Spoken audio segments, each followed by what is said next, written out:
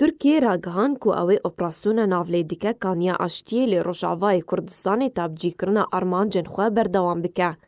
انجمن اولکاریا نتویه یا ترکیه راگهاند که اپراسیون بناوی کانیا اشتیه لی باکور سوریه تا بجیکرنا armancan دی بردوام به. اولکاریا نتویه یا ترکیه دی داخویانی کی دد بیجه ام چاواره آلین ریکفتنا نافچه آرام لی سوریه دیکن که همو تدابیرن پاقش کرنا وی نافچه جه ترورستان دی نزیکترین دمده دناف دجی من بچ و تل رفعت دکن و اکاکو او بناف دکه.